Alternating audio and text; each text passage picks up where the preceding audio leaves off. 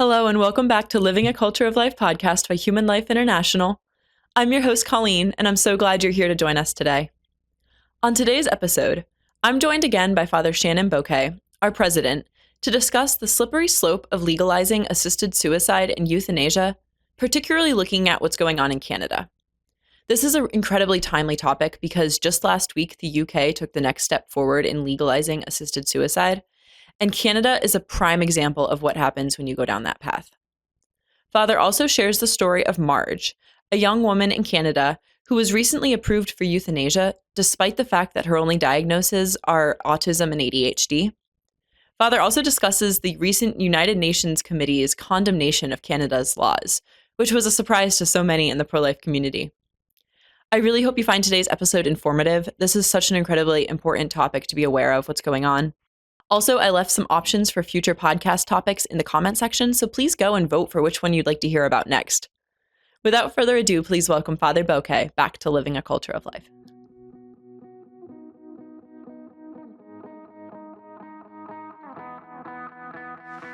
Welcome back to the podcast, Father. Well, Colleen, it's always a joy to be with you discussing these so much important issues that are happening around the world. Exactly. And today we're going to be talking about euthanasia. And I was realizing preparing for this podcast that you and I haven't actually sat down to discuss euthanasia, especially in Canada, since 2022. So it was almost 3 years ago at this point. Wow. Well, we all know that time passes so quickly. It does. It was also one of the first episodes that I did with you, where there in the beginning, and I was watching it and I'm like, wow, we have improved the podcast so much since then. Well, it's always good because we're all growing. The more we talk about the issues, the more we understand, and the more we understand, the better we're able to approach the various difficulties we have in today's world. Well, and this is such an important one to talk about because it's obviously creeping across the world. The UK is voting. By the time this episode comes out, we'll probably have already voted on the assisted dying bill. So there's just so much for our, hopefully for our audience to learn from this episode. Right. So And it's just not isolated, to one particular country, as we all know. So Italy itself is trying to advance this as well. We see the same thing happening within other countries, even the discussion within the Philippines. Oh, really? So not that any particular bill is front and center, but you have the discussion. You can hear it, in various comments by Congress people and so forth. So it really is scary, to see, how mindset can so easily, overcome, a people that would never have considered this before. Yeah, So exactly. it's very important. So we're going to be talking today specifically about Canada, at least to start. So do you mind just giving a recap to our audience of what is the law in Canada right now regarding euthanasia? Because that's a good place to start since we haven't talked about this in 3 years. Right. So most people would be aware it's called MAiD. People will see MAI, lowercase and a capital D, and that is, medically assisted assistance in dying. And so this is, is a law that's dealing with, certain particularly segments of medical care, or a person that reaches a certain stage in their life. So here, mostly an adult, 18 years of age, who is dealing with an illness that's incurable, irreversible. It can be multiple issues, that are at stake. But ultimately, it requires two doctors, to write it off, in a sense, to affirm the decision for medically assisted in dying. And so, but it's all sad thing is that, Colleen, it's an evolving, teaching a law, a policy within the government. And now with the transition to even a more liberal party in Canada, we're seeing now even more aggression in trying to augment the law, change the law, which we're going to talk more about. Yeah, exactly. Because when this law was originally legalized, it wasn't as broad as it is now. And then every few years, they broaden it a little bit more. And that's a very important point you make, Colleen, because as in any of the advocacy groups who are advocating, whether it be for legalization of abortion, legalization of assisted suicide, physician-assisted suicide, euthanasia, it's always going to be typically the hard cases, the very unique situations.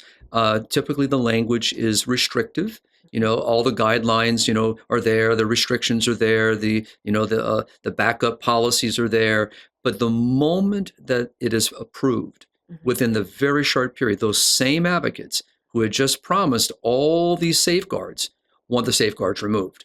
And then you just see it open-ended, basically where it's now open to anyone at any stage of life. And we've seen this in other countries where even children are being allowed to make such decisions. And so it's a very dangerous, and though they often accuse us in the pro-life movement, Colleen, of the so-called slippery slope conspiracy position, but it is reality. We have seen it time and time again. So it's not a conspiracy. It's not, fictional. It is real. So the moment that something is allowed, there's always going to be someone stretching it and helping it to become completely open without any, safeguards, or with safeguards, but the safeguards can be removed. Yeah, right before we started, I was watching a video of this woman in the UK who was talking about how it's like easier for a country to accept a very limited idea of euthanasia, and then it's a lot easier to kind of amend that law every few years. And at that point, people have kind of gotten over the mental hump of, oh, this is already legalized, and then it becomes a case for discrimination. It's like, oh, well, we don't want to discriminate against people, ergo,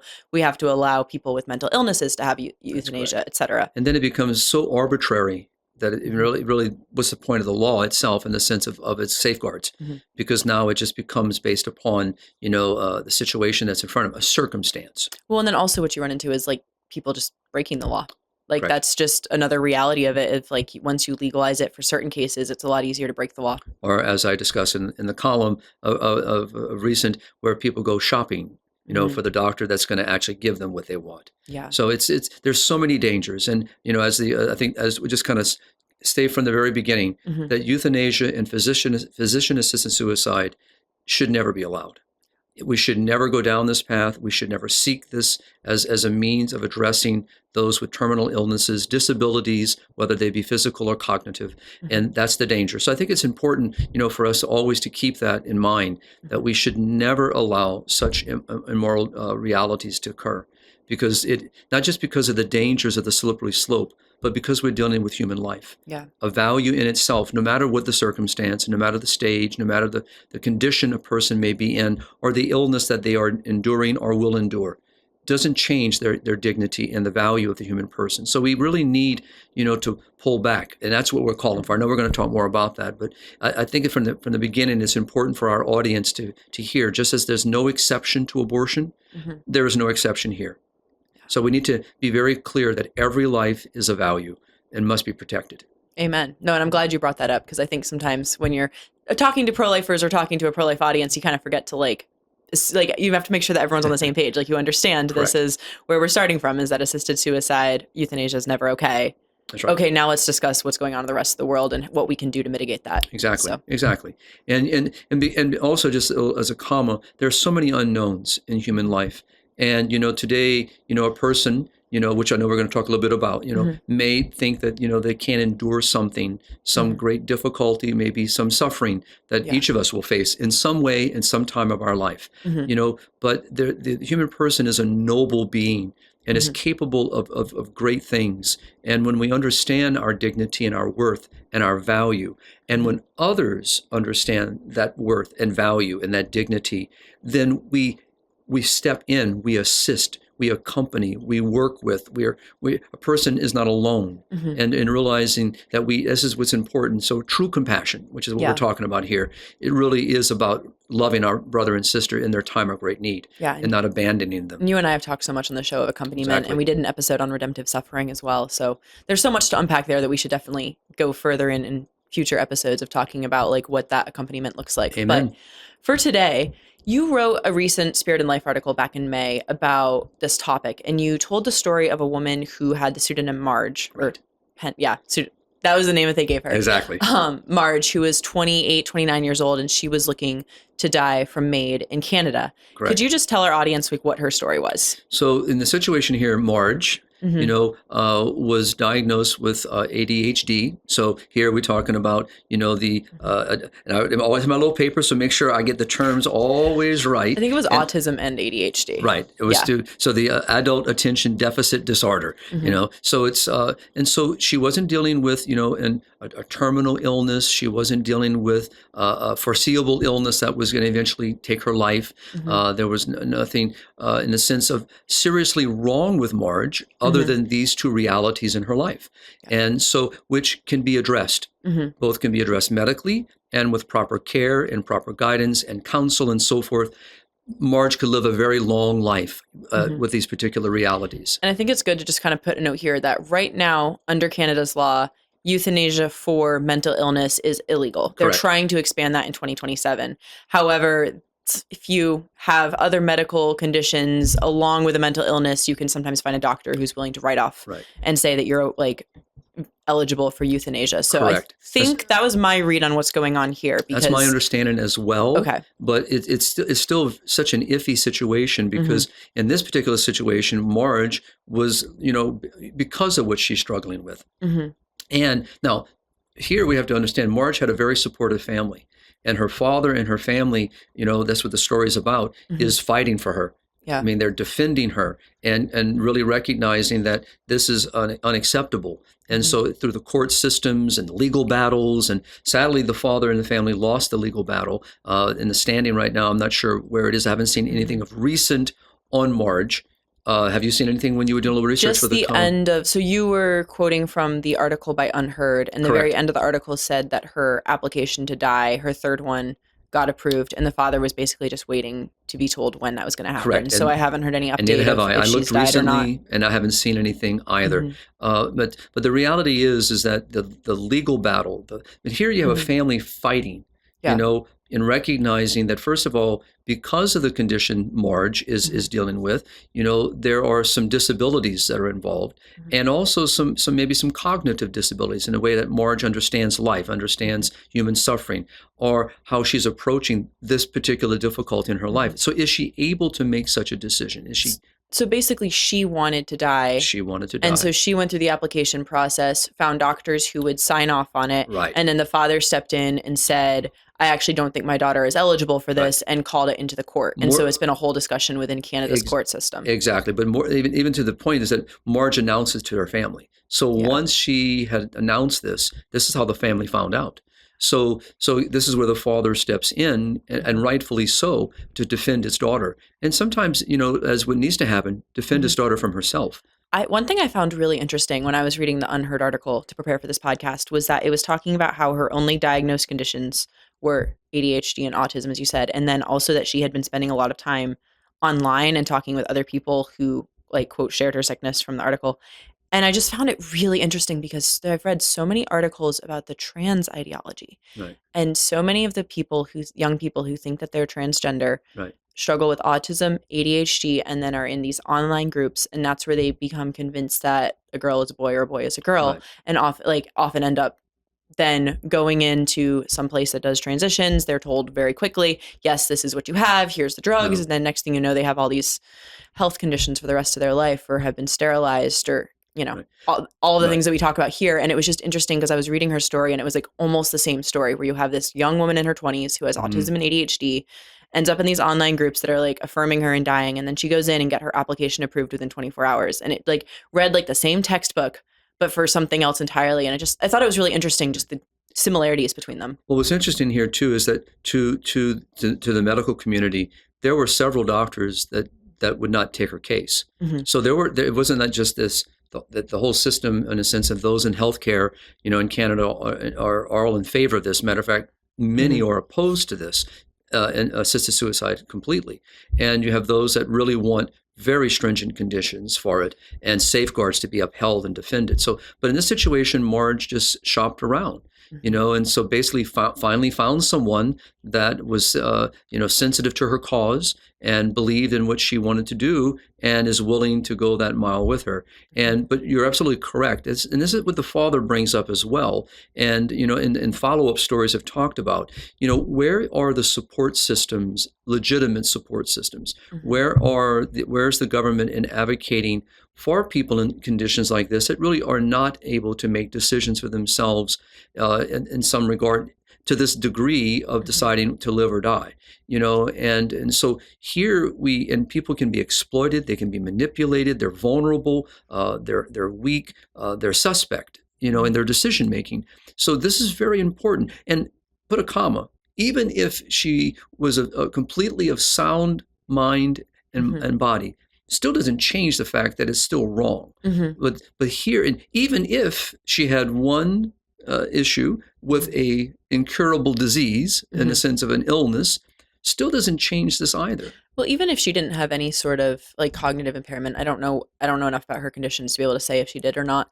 Even if you have someone who's just lonely, feels isolated, and then is going online and is getting this like notion pushed on them of like, hey, Right. euthanasia, maybe you should have euthanasia. This will help with like your Right. struggles. Like they're still vulnerable adults, even if they don't have like a quote medical or like cognitive reason for being vulnerable. Right. And what's important is really just as the father is advocating is that there are many other ways of approach that that value life, that would assist her in her journey. Why aren't those being considered? That is the approach. And so but it raises so many questions. I think that's the real thing that Marge's story does, is here you have a vulnerable person who needs genuine care. There are those that are willing in her family. She hasn't been abandoned. She hasn't been, left to herself. People are advocating for her. So there are people that are willing to walk with her, help her in her life, and stand with her through life. And so there are many people that are in those kinds of situations. And what you just articulated by the social media and through the online platforms, there's a whole nother level a group of people out there that are wanting to exploit those kinds of situations. And they themselves who are not receiving the care that they need and the attention they need. So what does it raise? It raises really, as members of society, what is the obligation of society? What is the role of government? What is the role of healthcare? Are these strategies being employed? Is this the approach that we should have? The answer is, of course, no. What is the role of healthcare? To protect human life, to secure human life. The whole vocation of medicine is to serve life, not take life, right? And so, or assist others to take their lives. And what is the role of government? Well, the common good.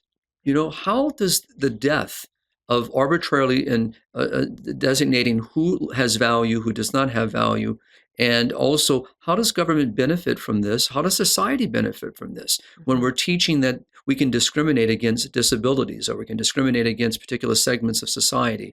And regardless of whether the person is cognitively able to make their own decision in this regard, it's still not in the best interest of society to have such a mindset that begins to, again, arbitrarily decide what's a value and not a value when it comes to human life. These are dangers, and it's important that people see the larger picture and not look at the individual alone and their plight and their difficulty, which is real, and how do we address it though? And so where are the doctors addressing? And probably there were several doctors and maybe nurses and maybe other people that Marge was seeing that did the good. They recognized, what needed to be done and offered positive alternatives. But Marge, for whatever reason, didn't want to accept that, and that's also, shows you the depth of how serious this mindset can be. And also, it shows the danger of having some doctors that are in favor of euthanasia, and then some that aren't. Like even those who aren't in favor of it aren't able to necessarily save people because those people just go doctor shopping for someone else who will approve of it. Like it's kind of beginning to poison, in a sense, like how the profession is viewed or how people view how people approach their doctors. Correct. And also just it places doctors, in a place that again, a great majority do not wish to be. They want to be there to provide moral means of approach to healthcare and value human life and see great concern in such situations like as Marge. Well, I think it's also important to note that here in the U.S., that kind of doctor shopping is also going on. I think it was last fall sometime, there was a story of a woman from Connecticut who traveled up to Vermont because she knew that she could get assisted suicide in Vermont and she wasn't able to in her state. And so just the fact that as you have different states that have different laws, just like we see with abortion, you're going to have people saying, oh, well, I can go to Vermont to get assisted suicide. I can't get that in my own state. And it's it creates a lot of problems socially within a country too when you have different areas with different laws on this issue. As we see with abortion, as we see with so many places around the world, it's very similar. And here, I often, when I first read the story, when I came across the story, my heart was broken for Marge and her family. It was sad to hear someone, obviously hurting, someone confused, someone that really does need, care. And to hear a family that finds out in a sense, almost after the fact. Yeah. And thank goodness that, for over the course of a year, they were able to stay, the decision. But as you said earlier, with the third reading, or the basically now opening that door, I can only imagine what the family feels. I mean, they've been taken out of the equation, and so it's such a painful reality that's affecting not just one person. And it's not just one person's decision, and the decision is not just going to leave that one person dealing with it. It leaves so much residual. One line of the article really struck me when I was reading it through. So this is from the UnHerd article, and it was talking about the dad and how he's already racked up $150,000 in legal fees. Yes. And the article says, but the expense did not bother him. Quote, "This is just money. We can make it. We can't go to the store and buy another Marge. I don't regret it at all." And just like you could hear in the father's voice there, like how much he loves his daughter and how much he's willing to go to these great lengths to be able to save her life. Exactly. And being a priest now 32 years, and having been in many pastoral moments when people are dealing with illnesses, dealing with the shortcomings and weaknesses of human life, the frailties of the human person. We all deal with realities in life, human illness, human weakness, disabilities, and so forth. Life can be hard. Life can be messy, and so. But this is again where upholding that core principle that, regardless of those realities, real as they are, that person's inalienable dignity remains. And it's up to us. And I think what the father is doing, he's fighting for that. Is his daughter he's fighting for. But what he's all fighting for is for her dignity that she doesn't see, or she's confused about, thinking that this is dignified. Me being in control, me taking, responsibility, me deciding how I want to live or not live, how I'm in control of when I die. This is false, of course, but he's fighting against that. And isn't that what we do all the time, in the pro-life and family movement? Is we're fighting, for a principle, a core principle that is not arbitrary. There's nothing arbitrary in it. And it doesn't matter where one comes from, and it doesn't matter one's social status, financial stability, and not lack of money, whatever it is, it doesn't change this. The development, size, illness. It's all the very fact that we've lost sight of that. But underneath all this, what we do in our podcast and what I try to do in the column is get underneath the belly. Turn it over, from Louisiana, just turn the alligator over and let's look at its belly. Turn it over. How did we get here? Why are we here? What is it that has brought us, to this moment when we are literally advocating, for death? And we know there are eugenics involved. We know this. We also know that it's how government is dealing with a lack of resource, as our birth rates continue to decline, population grows in age. How do we care for those that through our taxes and social structures when there's not enough money as there once was? All these are situations that look at the belly. And so, but how do we address this? Where it begins with the respect for human life. And if I may, again, just very importantly here, Colleen, which you have iterated many times, Marge is not dying from anything. Yeah. There's nothing foreseeable in Marge's life that she's dying from at this moment of her journey.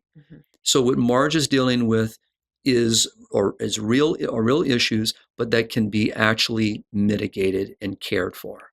And so, as I say this, that doesn't mean that if she were in a terminal illness, it would be permissible. What I'm saying is that the absurdity of this case, is right before us. You're pointing out how far it's gotten, basically. Like, obviously, it's never right, no matter whether or not you're about to die in 3 days or in 30 years. Exactly. But it's just like the fact that we have gotten to the point where someone who doesn't have death foreseeable anywhere near in the future, who's near my age, who can choose to die and have it be okay under the law. Like, Right. that's just insane Right. that we live in a world like And that. as we have talked many times before, and that's not what we're talking about in this podcast, but the bioethical principles, the ethical and religious directives of Catholic healthcare, we know that there are moments when a person can decide that the burdensomeness of a treatment, or because death is imminent, there's nothing that's going to change the outcome that's before them, so they can choose in these situations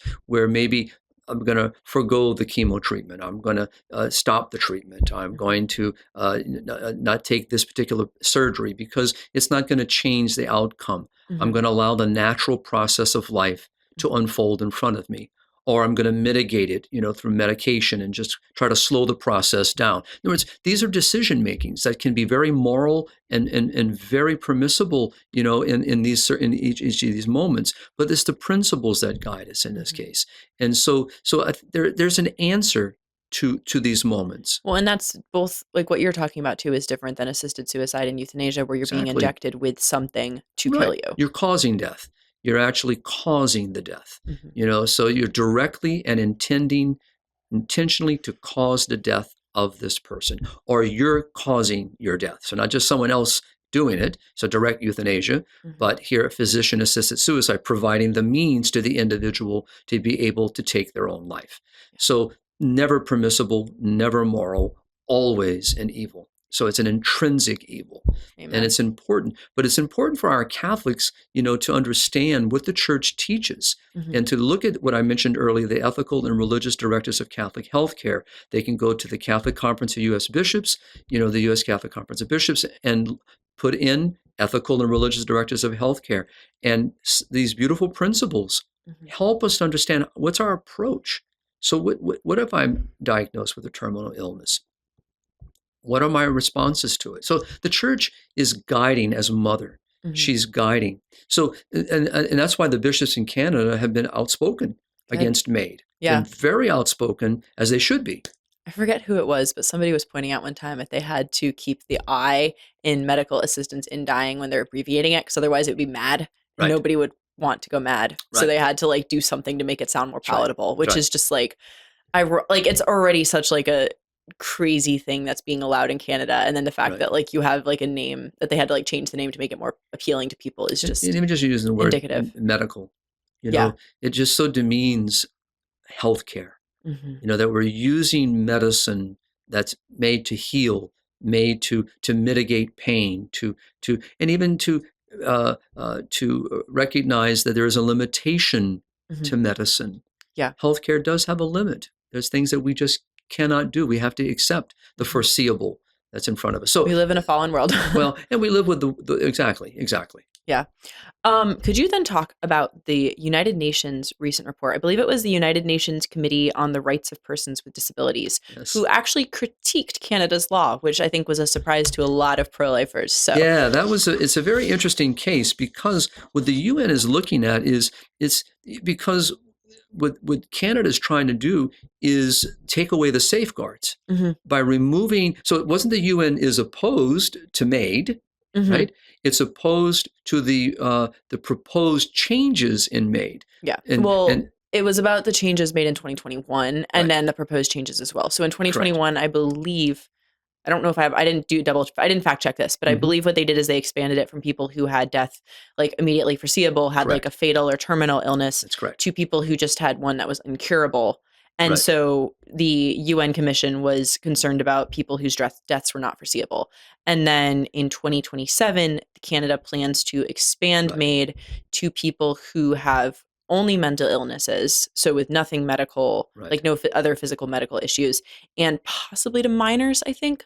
So anyway, the UN was critiquing both the expansion in 2021 and then the expansion proposed for 2027. Exactly. So it's interesting that for many people would say, even like Father Flynn that I mentioned in the article, people are kind of taken back. Wow, the UN, but even the UN recognizes that the safeguards in the sense of what was originally established again, not that we're in favor of this, but just saying the UN had recognized those safeguards, recognized those boundaries, and the fact that we need to uphold them. So, and especially because it was concerned about disabilities. It was concerned about discrimination against those with physical disabilities or mental disabilities. And so it's really saying, hey, return back to what you originally established.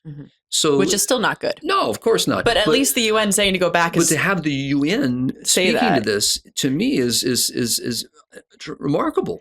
Actually, that was one of my questions about it. Is this a hopeful thing for the United Nations, or does it just show how absolutely insane Canada's law is? I thought the same thing, but I think it'd be wishful thinking, and hopeful thing. No, because pretty much what we see with the UN is because they're advocating or recognizing the first law. So they're not opposed to euthanasia and physician-assisted suicide. So they're not opposed to it. So I'm not expecting the UN to make an about change in direction, but because we have other countries that have already pushed those boundaries. UN has said nothing to that. So here it's because of what we go back to the UK just a few years ago, and I don't remember the year perfectly, but there was a proposed bill that was aiming at those with cognitive disabilities. And I remember this so vividly, that they were able, those fighting against the bill were able to raise the level of emotion. So what about me don't you like? What is it about me that you're discriminating against? Why are you discriminating against me? Because I have a disability? Because of, that argument and that approach won. And they were able to keep that bill from moving forward. And so this is another example where, that there's a sense of you're looking at this and you are actually aiming at a particular segment of society. And there are people, even in the UN, who recognize there's something just not right with that. Yeah. And so in this situation, I don't know Marge's, because the UnHerd article doesn't give enough detail on her medical condition. So I really can't speak to where her cognitive abilities are. All right, whether she's on a low end of autism, high end of autism, there's so many elements involved. The article does not address. So like I said, but so the idea is this is a young person that has a disability that is sadly being given opportunity, to not, instead of defending her from herself, right? It's allowing something to happen. And so I think the UN I think we ought to use it, and we are using it because its language is important, but to answer your question, no, I don't think they're going to make a 180 and go the other direction. Well, I do think that we should encourage the UN to have more proclamations like this. It's one of those things that I don't think the UN is moving in the pro-life direction per se, but the fact that one of the committees comes out and says this is hopeful, and that's something that we should celebrate in a sense of acknowledge that the UN did something good and hopefully encourage them to do that in the future. Yeah, I mean, there's so many, there's certain countries now that are looking at, children, who've been diagnosed with Down syndrome. So we've been here before, we've seen it before, but it's the idea we go back to this understand that slippery slope. Yeah. Once you start on the path where you have determined that someone can for themselves, or we determine for them, have lost their value of life, then the door is just wide open. You can't keep just a crack in the barn door. It will open and open wide. Eugenics is creeping more and more and more into our society. Correct. And both euthanasia in the IVF movement. Did you see the recent website that was saying you could filter IVF embryos for different potential health issues down the road? For this week, at least I'm hoping to address it. If not this week, it will be addressed. Absolutely, we'll have to do an episode on that because it's just another form of eugenics. Also, what it cost, associated with it. But you're absolutely correct. So that's why I said the barn door. Once you open it, it opens up to so many things. Yeah. And the devaluing of human life, and desensitizing. This is the other issue that I know we've mentioned several times in our podcast, of how we have become desensitized to the value of life, and for here, which I really appreciate, where the bishops of Canada and in many other countries where the bishops have stood up and addressed, as going on in the UK, they're very much vocally opposed to these bills and to these policies and laws that have been passed, are thinking to be passed, that this is not the answer. This is not the approach of a civil society. That was the perfect segue. What is going on in the UK? Yeah. So the UK also is now, trying to pass, a bill that would permit euthanasia and physician-assisted suicide. Okay. And as of the article I wrote, it was in its third reading.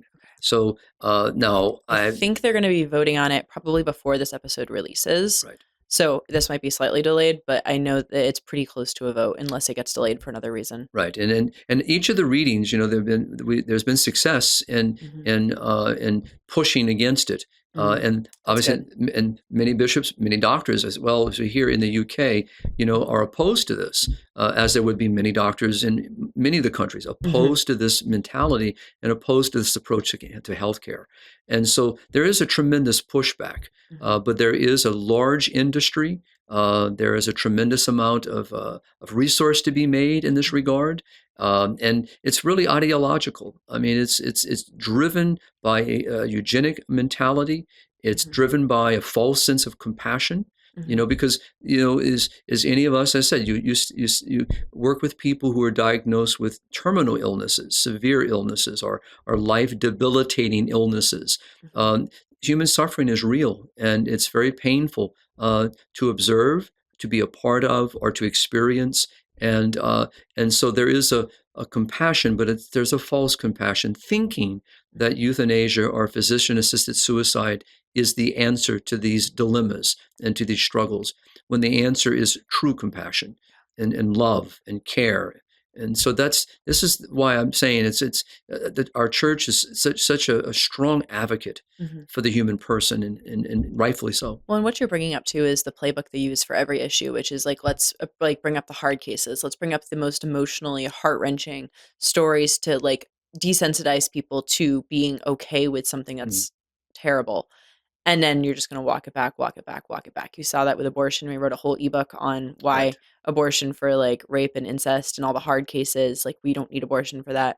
You see it with surrogacy. You see it with IVF. We have to give it to people who are struggling with fertility. And then you see it with euthanasia as well, of don't you want this person who's in great suffering to be able to just die peacefully? And it just numbs a social mentality. And so people become okay with. That's correct. And as you mentioned and explained very beautifully earlier, is once that is opened, then the term of discrimination comes up from a different point of view, because now you're preventing me from having access to this, to something that's a quote unquote right. That's correct. So you really are changing a mentality, an approach, and how people look at human life. And, from our Christian point of view, how we speak of redemptive suffering. What does that mean? And also what John Paul and our church is taught, and I mentioned John Paul only because John Paul witnessed to the world carrying a debilitating illness.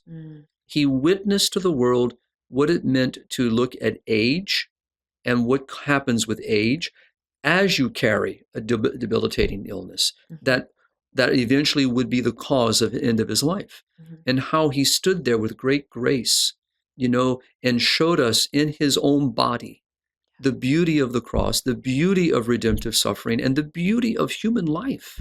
And so he was trying so earnestly to resensitize the world through himself. So to the end, he was a shepherd.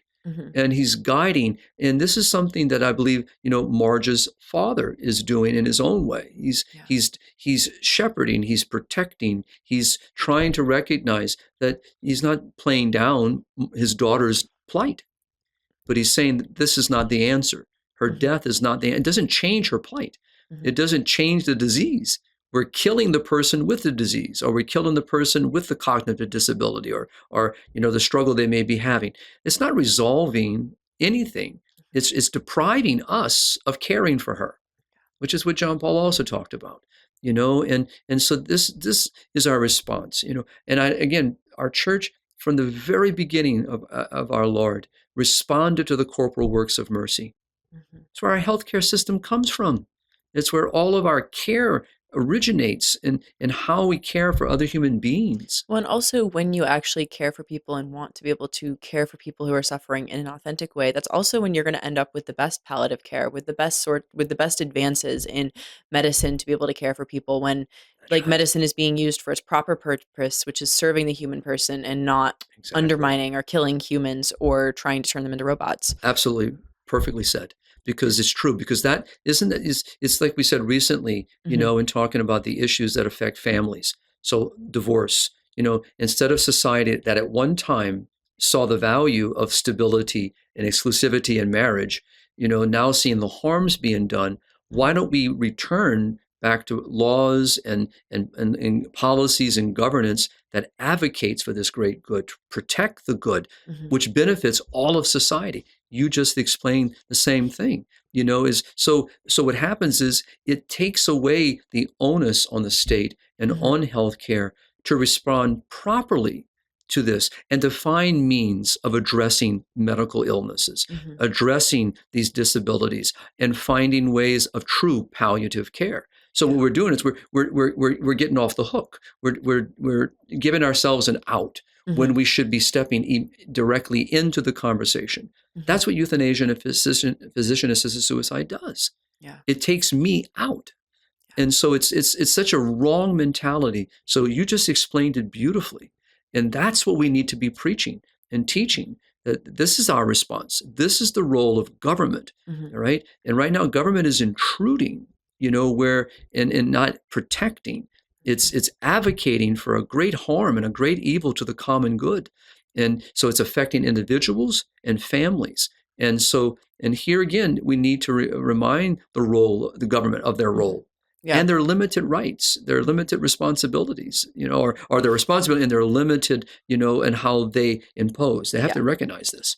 Yeah. Exactly. So no, absolutely, but it is concerning with the UK, Yeah. and because the bishops of the UK have been very outspoken. They have condemned the bill. They've called the leaders to reject it outright. Hmm. And I'll be interested to see, as you already noted, that as we're speaking, Hmm. there is an imminent vote. Hmm. And my hope is that it can be stayed again, and that the bishops themselves and the lobbyists working for the great good will Yeah. be successful in theirs. There are a lot of people working to make sure this bill does not That's good. occur. Yeah. But we know the pressure. Hmm. We know and I really, again, back turning to the underbelly. Let's look at some of the other systemic things that are bringing us to this conversation, and let's be honest. What brought us to these moments?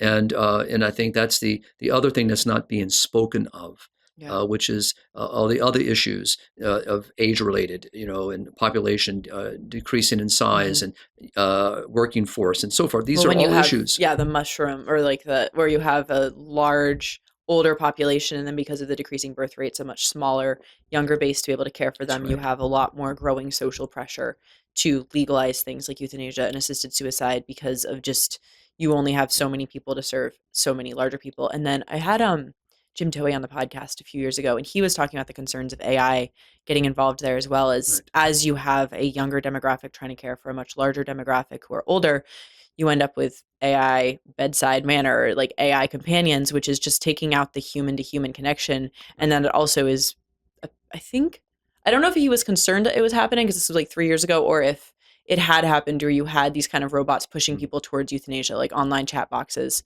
Right. which is just a whole other concern coming into it of just like how artificial intelligence and like Right. robots are going to affect end of life care going forward. Right. And our church has been such a wonderful witness to true Hmm. palliative care, Yeah. and our whole healthcare, approach is Hmm. very, very unique and very Hmm. Christian anthropology. Yeah. So, but what you also mentioned, if I could, is the breakdown of the family. Yes. This is part of the getting into the underbelly of this, Hmm. is that, when families now live apart, live Hmm. away from each other. So also the ideas that broken families, the wounded families, the divorce situations have really just pulled people apart. Hmm. And so, or maybe because you're dealing with the contraceptive mentality, where a couple's decided to intentionally not have any children, Hmm. or intentionally have one child, welcome one child. And what happens when they get older in life, Well, and if you have an only child who marries an only child, all of a sudden one couple is trying to care for two sets of elderly parents. And if you have your own children, then there's only so much time and energy you can devote to your parents, or you don't have children right, because you recognize that you need to be there right, for your parents. And it just, if you have like a serial number of very, very small families, like obviously some families can't have children or don't have many children, but if correct, you have it being a consistent societal thing where it's expected that you have one or two children, you end up just creating this issue where young people are afraid to welcome children because they don't know how they're going to care for a large family on correct. their own and for their That's parents. correct. And that's why looking at the whole thing, turning it over Hmm. and looking at what are those systemic things that are feeding this Hmm. mentality. And some, again, are, people be surprised, because they're not keeping up with, the studies and the Hmm. statistics and, and the numbers of various studies that are showing us, but the mentality of eugenics, how does that play? We talked about. How does the breakdown of the family? What is that doing? Hmm. What about the intrusion of government? Hmm. In this situation, how has healthcare's mentality changed? That's affecting this. Hmm. How does our understanding of the human person? All these things are feeding Yeah. this momentum. Well, and then what you're also going to have on the flip side, which is a whole other conversation, is how does the artificial technologies for like artificially extending life and big Neuralink and doing things to try like Right, that's a whole other discussion of the ethics of that. But just like you're also, as you see people choosing death, you're going to see people trying to flee from death in another way where they're trying to use right, like I'm basically becoming like cyborgs or robots or like right, using these technologies to try to artificially extend their lives far beyond what would be right. normal. And I would say this too is, coming back to the spiritual side of this, is the two of us sitting here who really begin with a Christian anthropology. Hmm. We see the value of human life. We also speak of the eternal life. Yeah. We know that we are pilgrims in this world. Hmm. We know that there is a finality to life. Hmm. We know that we are fragile Yeah. creatures, and that many things can change in a split moment of life. And so, but we understand, we look at this and we Hmm. see this. And so our approach to these realities are affected by that vision of the human person. Hmm. And so that's what brings our approach in Hmm. that a good part of the world does not approach by. So if you have a very utilitarian approach, and if you really are oriented toward basically what brings one pleasure, Hmm. and when there is no pleasure available, then what's the purpose of my life? Hmm. If I don't see a value even in a wounded body, in a broken body, and through a disability or through some type of illness or whatever I'm going through Hmm. in life, and I can't see the larger picture, and I cannot anchor it into Hmm. the heart of Christ, if I can't anchor it on the cross with my Lord, if I can't see the eternal in the midst of this, Hmm. then yeah, depression, despair, discouragement, anxiety, all that enters into the equation. And that's what I was feeling when I was reading that UnHerd article, because Yeah. part of me as a bioethicist, I'm thinking on one level, but then I'm also thinking, as a pastor of souls, and then I'm thinking, if I were a dad, Yeah. oh my goodness, what do you mean you're going to take your life? What is this? And so Hmm. all these things come to this table. And also the pain that that puts on the family members. I'm like, I'm sure the father is like thinking, like, how have I failed you? Why do you want this? Like, and I'm not saying that he necessarily should be thinking that, but Right. those are just the natural things that are going to come to Absolutely. mind of That's like, right. why does my child feel like they need That's this? right. Why is my spending $150,000 in legal fees not Right. enough? Why does she still want to die? Like, there's Exactly. so many, that's like such a weight for parents, Right. to carry. And I think it was, so Amanda Achman, who's been on the show a couple of times, Yes. she Yes. does different videos interviewing different people who have been affected by MAiD in Canada or who have been pressured into being Yes. euthanized. Great And she did pro-lifer. one of a son whose father was euthanized, and he was just like talking about like the weight that was and how hard it was. Yeah. And it's just, I think sometimes we can get very individualistic where we look at it, where we're looking at just the person and like Right. the reasons that they want assisted suicide or euthanasia, and that's obviously something to be like to talk about and to show why it's never needed or why it's concerning that people Right. who have autism and ADHD are looking for Right. this. But then also just to kind of take that step back and see like we're interconnected, we're social humans. And like when one person chooses to die in that way, it has these ripple effects on all the people around them and That's how right. much it hurts them as And that's well. why the conversation, like with suicide, Hmm. which is It's the fits same the thing. same thing exactly. And that's why the spiritual doesn't always get spoken of. And it doesn't, and it's just the church talking about this. But again, to realize that, the church in her wisdom through the centuries has seen the ups and downs of humanity's approaches. Yeah. And her wisdom is anchored in experience. And there's nothing good in euthanasia, in physician-assisted suicide, in this approach to human care. Yeah. There is nothing good in it. And so this is why it's important to really get to those systemic issues. And as many people, speak when there is a suicide, as someone takes their life, and and because of mental illness and mental struggles and emotional issues, and people will say, I wish they'd have reached out, and the question is, what signs am I seeing? So I was thinking, when the UnHerd article is, there's no doubt the mom and dad and the family were aware of their daughter and their sister and their family members' struggle, but these moments really prick the conscience of all of us. Am I really aware of who's around me?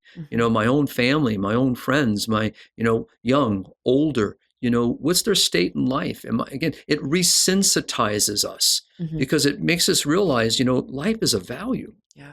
And my life now is going to be deprived of this individual. I will never see this person again. And, and there is something real in that, and we all know this happens with the unexpected. I recently lost a classmate who was a priest, who died while at Mass. And eventually died at the hospital, but he pretty much did not recover from what occurred, during, and he was buried this past week. And so, these are the unexpected things, the unknowns that we all face. Yeah. And it affects everyone. As I often say, about some of the priests I've had the privilege of working here at HLI, when I call it a library, when that library closes, I don't have access to those books anymore. Yeah. The stories and the life. So life is such a good. And that to me is where we should be making our policies and promoting good moral laws that uphold life and challenge healthcare, challenge those serving human persons and scientists doing their research in medicine and treatments. How can we mitigate these issues? What more do we need? Turn our resources in that direction. Learn from the social sciences that teach us through the study after study. There's nothing good in Marge's decision. Yeah. And there's nothing good in the doctor that's going to help her do what she wants to do. And so we need to learn from the social sciences, in this regard, that are showing us from these studies and showing us. So what we already know intuitively, but we've allowed ourselves to be captured by a narrative. Yes. And we've kind of been duped into this narrative. We have to wake up. And I believe the story of Marge is just a kind of story that shakes the can and says, wait a minute. And what is this about? Or when we travel to Europe and we see where countries are advocating, specifically aiming at those children diagnosed with Down syndrome, or at countries that are allowing 5 and 6 and 7-year-olds, to make decisions about their life when, about regarding ending their life. Yeah. They sound almost like the Twilight Zone, but they're real. They are real. And in our own country, so maybe that's a way that we'll be able to one day pick up this conversation. But how many of our states now, right? And there are states that have already legalized, opened the door to this mindset. The danger is real. It's very real, and it doesn't help healthcare in one iota. Yeah. To literally turn its attention away from the good of serving human life.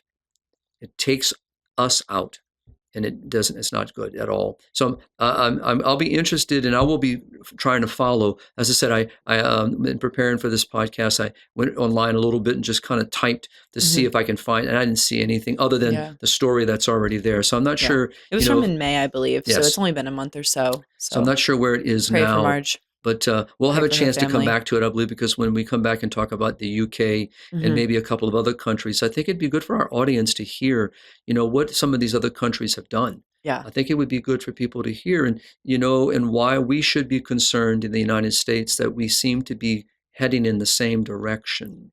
I think you're just making more work for yourself, Father, because I think that's the fourth idea for another podcast I've had while this is going on. I'm going to have our audience vote. So let's see. We talked about Christian accompaniment, so how to accompany people as a potential podcast topic.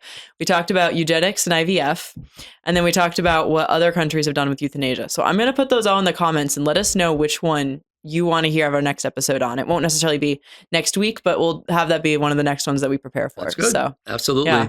And also want to talk about transhumanism at some point too. So got a lot coming up. Very important. And also just to our listeners, be on the lookout for Spirit and Life with regard to, some of the issues that we already been talking about. Mm-hmm. So the IVF and eugenics, I'm working on an article on that. It may not be in the next week or two, but it might be combined with another conversation and then come back and pick it up as a single topic item. But it's important for people to be aware, and I will tell you this, and I'll close with this today, and that is, as I quote John Paul as on the Logia of St. Peter's, or his first homily, be not afraid.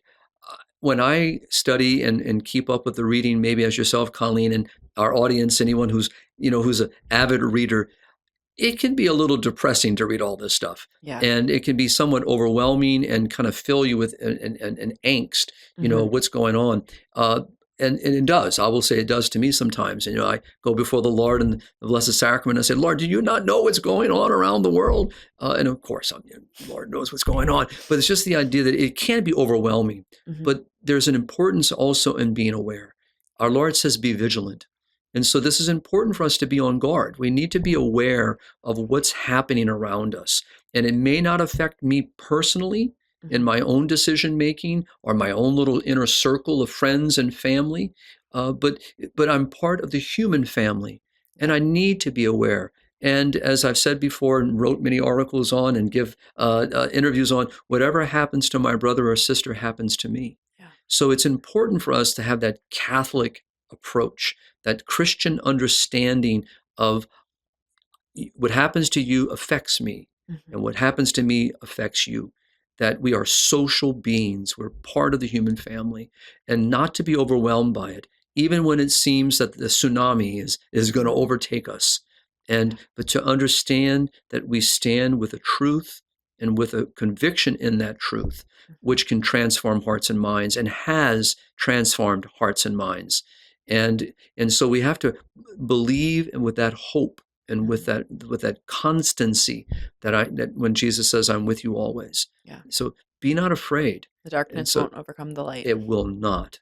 Amen. Well, thank you so much, Father. This has been a great conversation just talking about this issue. I'm glad we were able to return to it and then obviously have some new topics coming down for future episodes. Very good. Awesome, Colleen. Look forward to seeing you soon. Yes. And to all of our audience, please vote in the comments for which podcast topic you'd like to hear about next.